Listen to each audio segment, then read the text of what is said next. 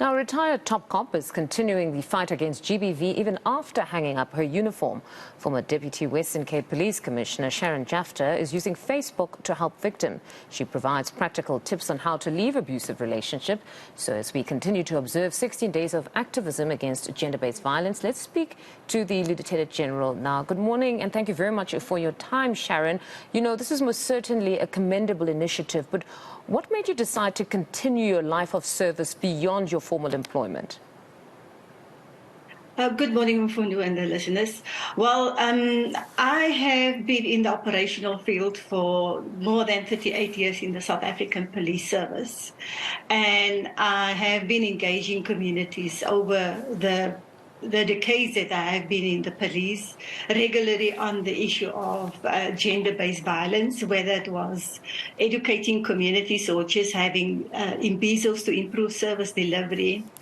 Last year, this time, I have been making a few YouTube videos, mainly to encourage and motivate police officers to deliver a service of integrity, commitment and excellence. And earlier this year, I've posted a road trip, actually my diary by road trip, but I've seen the tremendous response with the social media. And I was just thinking, what can I do? I've still got a social responsibilities.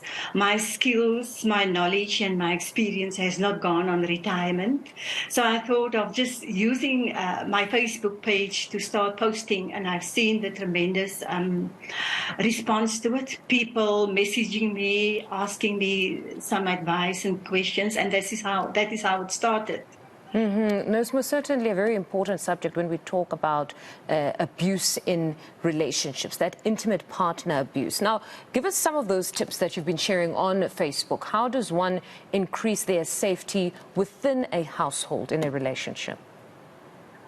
Well, you must remember that also coming from the background of operations, I thought of how I've used my operational knowledge to look at escape plans specifically. And specifically when you're in the house, every house has got you've got your own individual plan that you've got to, and personalized plan that you've got to look at. So whatever's in your house, using the operational skills of the intelligence and the threats that's there and what are the root causes, you then develop a plan.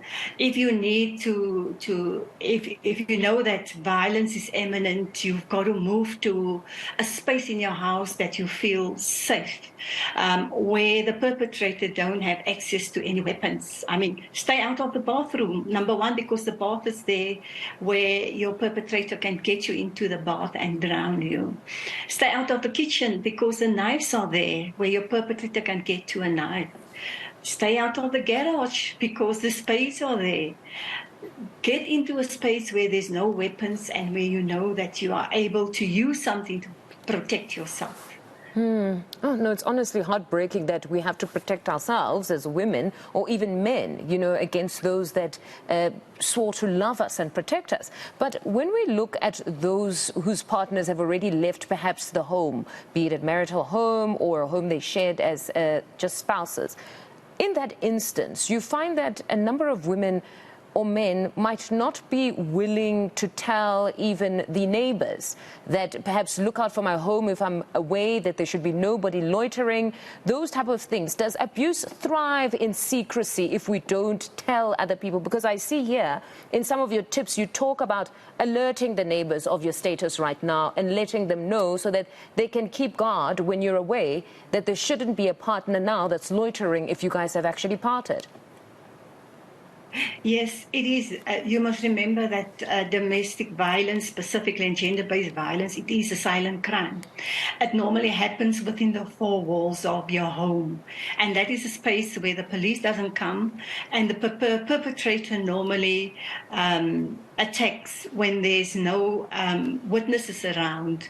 So it is a secret crime, and that's why it is important that women or victims should open up and speak to neighbors and friends and family that they can trust with the information.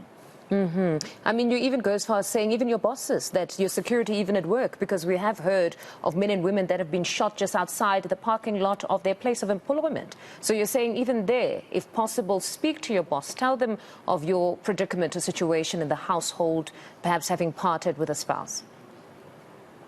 Yes, that is very important because many times the victim will take out a protection order, and the protection order will prohibit the perpetrator to get to the house, but they forget about the workplace. And then the person comes to the workplace to attack the victim or to harass the victim there. And it's so important that people should know who to allow access, or to first screen that person to have access to the victim at work. So it is important so that you can be protected in your workplace as well.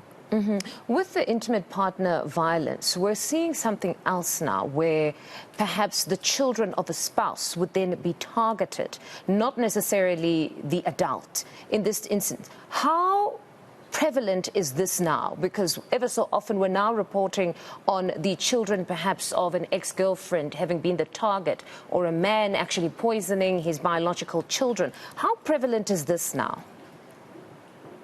Well, we have seen the prevalence over the past year. So yes, if the perpetrator can't get to the real victim, they would definitely get to the children. And it's so important then for women or victims to educate their children around the issue of domestic violence and gender-based violence, and specifically what to do if they feel threatened, or when they see that you as a mother or the victim is in danger. They should also know what to do. So you don't need to be silent around that. Educate the children, because it's for their safety and for your own safety as well. But then what happens if these are both your biological children in this instance, where both parties would have a right, visitation rights? Do you then open up to the child and specify or state what exactly has happened between them as a couple, so that the child knows to be aware? If you're visiting mom, make sure you check everything you're drinking, or if you're visiting dad, make sure you also check whatever you're drinking. Well, you definitely want to sound alarm but not panic. So it all depends on the age of the child as well, what you communicate and how you communicate it to that specific child. I'm not a psychologist, or, that I can give such advice, but I'm an operational person. And I would definitely say alert the child, so that the child can know when you're in danger, or when the child is in danger, what to do. All right. Sharon, thank you very much for joining us this morning. That was retired SAPS Lieutenant General Sharon